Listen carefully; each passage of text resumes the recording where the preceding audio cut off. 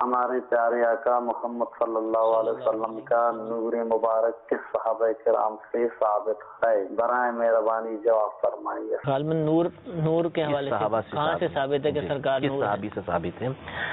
دیکھیں کس صحابی سے ثابت ہے یہ بھی عرض کر دیتے ہیں، لیکن اولاً جو ہمارا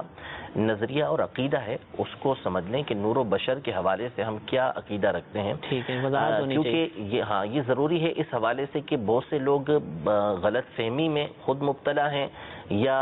بغض و عداوت کی وجہ سے، بغض و کینے کی وجہ سے غلط نظریہ ہمارے بارے میں بیان کرتے ہیں، معلوم ہونے کے باوجود جو نظریہ اور عقیدہ ہے وہ ہمارے بزرگ بیان کریں گے۔ ٹھیک ہے، یعنی جو علماء ہیں وہ بیان کریں گے۔ ٹھیک ہے، اگر آپ اہل سنت کا ابتدا سے انتہا تک، ٹھیک ہے، صحابہ کرام علیہم رضوان سے لے کر آج تک کے علماء اہل سنت جتنے بھی ہیں ان کے عقائد کو دیکھیں گے تو ان کو دیکھ کر ہی آپ بتائیں گے کہ ان کا نظریہ اور عقیدہ کیا ہے۔ صحابہ کرام علیہم رضوان بعد کے بزرگوں کا معاملہ سب کے نزدیک، اور پھر اس کے بعد ہمارے جو قریب کے علماء گزرے ہیں کسی کا بھی یہ عقیدہ اور نظریہ نہیں ہے۔ اعلیٰ حضرت امام اہل سنت صدر الشریعہ بدر الطریقہ مولانا امجد علی اعظمی رحمۃ اللہ تعالی علیہ، امیر اہل سنت نے کفریہ کلمات کے بارے میں سوال جواب کے اندر، صدر الافاضل نے اپنی کتاب العقائد کے اندر، اسی طرح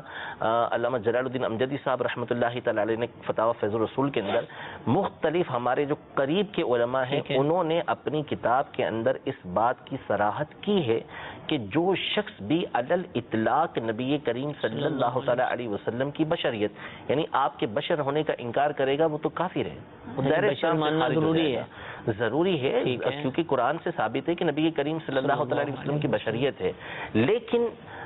بشریت کی آڑ میں اس بات کا انکار کرنا کہ نبی کریم صلی اللہ تعالی علیہ وآلہ وسلم نور نہیں ہے، یہ بات بھی غلط ہے۔ ٹھیک ہے، تو پہلے تو بنیادی طور پہ یہ جان لینا چاہیے کہ اہل سنت میں سے کوئی بھی ایسا نہیں کہ جو نبی کریم صلی اللہ تعالی علیہ وسلم کے بشر ہونے کا انکار کرتا ہو، بلکہ مطلقاً بشر ہونے کے انکار کرنے پر کفر کا حکم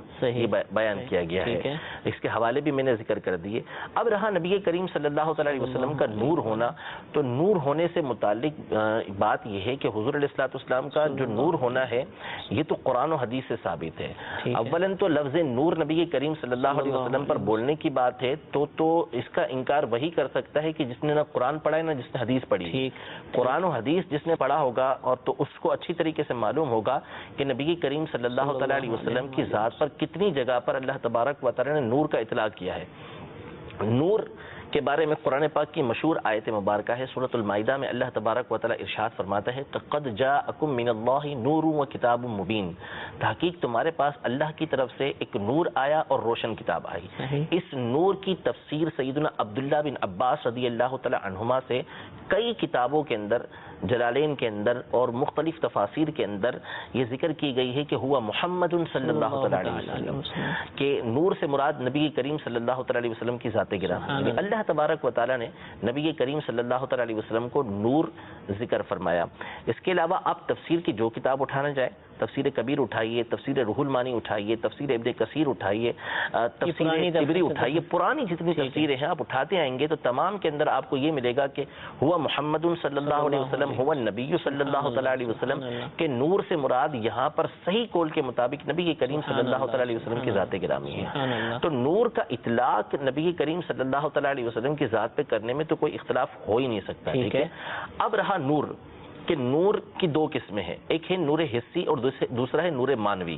نور دیکھیں کہتے ہیں کہ جو خود سے ظاہر ہے اور دوسروں کو ظاہر کرنے والا روشنی ہوتی ہے، ہاں، الظاہر بنفسہ والمظہر لغیرہ، ٹھیک ہے، کہ خود سے ظاہر ہے، جیسے یہ مثال کے طور پر لائٹ ہے، ٹھیک ہے، خود ظاہر ہے، روشنی ہو رہی ہے، اور اسی طرح وہ دوسرے کو روشن کرنے والی ہے۔ یہ روشنی یہاں پہ پڑ رہی ہے تو یہ چیز ہمیں نظر آ رہی ہے، یہ بالکل اندھیرا ہو جائے، ساری لائٹیں بند کر دی جائیں، کچھ بھی یہاں پر ہمیں نظر نہیں آئے گا۔ تو نور کہتے ہیں کہ جو خود سے روشن ہے اور دوسرے کو روشن کرنے والا ہے۔ اب یہ روشنی دو طرح کی ہوتی ہے، ایک روشنی وہ ہوتی ہے کہ جو عقلی طور پہ سمجھی جاتی ہے، ٹھیک ہے، اور ایک روشنی ہوتی ہے کہ جو ظاہری طور پہ نظر آتی ہے، چاند ہے، سورج ہے، یہ لائٹیں ہیں، یہ ساری کی ساری کیا ہیں، ظاہری طور پہ نظر آ رہی ہے. تو جو ظاہری طور پہ نظر آتی ہے اس کو بولتے ہیں نور حسی. ٹھیک ہے, نور حسی. اور جو مانوی طور پہ ہوتی ہے, عقلی طور پہ ہوتی ہے, اس کو نور مانوی بولتے ہیں. علم ہے, ٹھیک ہے, بظاہر روشنی نہیں ہے, ٹھیک ہے, لیکن علم سامنے ہے تو علم خود بھی روشن ہوتا ہے اور اس کے ذریعے ہمیں راہ بھی دکھاتا ہے کہ ہمیں کس راہ کے اوپر چلنا ہے. معلومات جو ہوتی ہے ہمیں اسی کے سامنے پیش نظر رکھتے ہوئے, پہچان رکھتے ہوئے ہم کسی راہ پر چلتے ہیں. تو اس کو بولتے ہیں نور مانوی. ٹھیک ہے.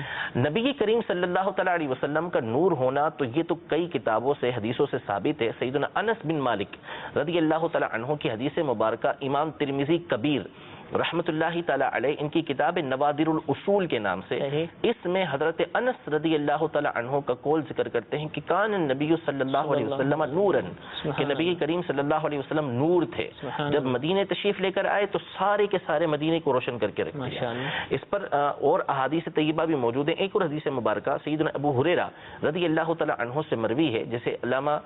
صالح شامی رحمت اللہ تعالیٰ علیہ نے سبل الہدی والرشاد کے اندر لکھا. آپ فرماتے ہیں ابو ہریرہ رضی اللہ تعالیٰ عنہ کہ نبی کریم صلی اللہ تعالیٰ علیہ وآلہ وسلم کا چہرہ مبارکہ ایسا تھا کہ گویا کہ آپ علیہ الصلوۃ والسلام کے چہرہ مبارکہ سے سورج نکل رہا ہے, ایسی روشنی ہوا کرتی تھی. حضرت عائشہ رضی اللہ تعالی عنہا کا واقعہ جسے امام ابن عساکر نے تاریخ دمشق کے اندر نقل کیا, علامہ سخاوی رحمۃ اللہ تعالی علیہ نے القول البدیع کے اندر نقل کیا, علامہ خطیب نے شرف المصطفیٰ میں اس کو نقل کیا, اور کئی بزرگوں نے اپنی کتابوں کے اندر سے واقعے کو نقل کیا کہ حضرت عائشہ رضی اللہ تعالی عنہا سحر کے وقت سی رہی تھی, سوئی گری اور اس کو تلاش نہیں کر پا رہی تھی. فرماتی ہیں کہ نبی کریم صلی اللہ علیہ وسلم حجرے میں داخل ہوئے اور آپ علیہ الصلوۃ والسلام کے چہرہ مبارکہ کے نور کی وجہ سے وہ سوئی ظاہر ہو گئی. تبینت العبرۃ من شعاع وجهہ صلی اللہ تعالی علیہ وسلم, کہ آپ علیہ الصلوۃ والسلام کے چہرے سے ایسی شعاعیں نکل رہی تھی کہ جس کی وجہ سے وہ سوئی میرے سامنے ظاہر ہو گئی, اٹھا لی.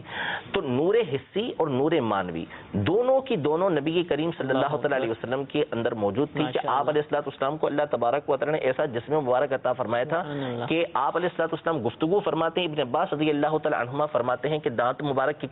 درمیان میں سے نور نکلتا تھا کہ جس کی وجہ سے دیواریں روشن ہو جایا کرتی تھیں. ایسی روشنی نبی کریم صلی اللہ علیہ وسلم کے چہرہ مبارکہ کے اندر موجود تھی. اور مانوی ہونا, عقلی ہونا, یہ تو بالکل ظاہر و باہر ہے کہ آپ علیہ الصلوۃ والسلام ہیں اس مقصد کے لیے بھیجا گیا کہ آپ دنیا کے سامنے جو ہے وہ ایسی راہ لے کر آئیں کہ جس پر چل کر لوگ اللہ تبارک و تعالیٰ کی بارگاہ میں پہنچے. تو یہ عقیدہ نظریہ ذہن میں رکھیں کہ اہل سنت ہرگز نبی کریم صلی اللہ علیہ وسلم کے بشر ہونے کا انکار نہیں کرتے. اگر کوئی بشر ہونے کا انکار کرتا ہے تو وہ دائرہ اسلام سے خارج ہے, لیکن بشر ہونا یہ اس بات کی دلیل نہیں کہ نور نہ ہو. جبریل امین علیہ الصلوۃ والسلام بالاتفاق نور ہیں, لیکن بشری صورت میں کئی مرتبہ نبی کریم صلی اللہ علیہ وسلم کی بارگاہ میں حاضر ہوئے تھے. تو اس نظریے کو سامنے رکھیں گے تو انشاءاللہ تبارک و تعالی وسوسے دور ہو جائیں.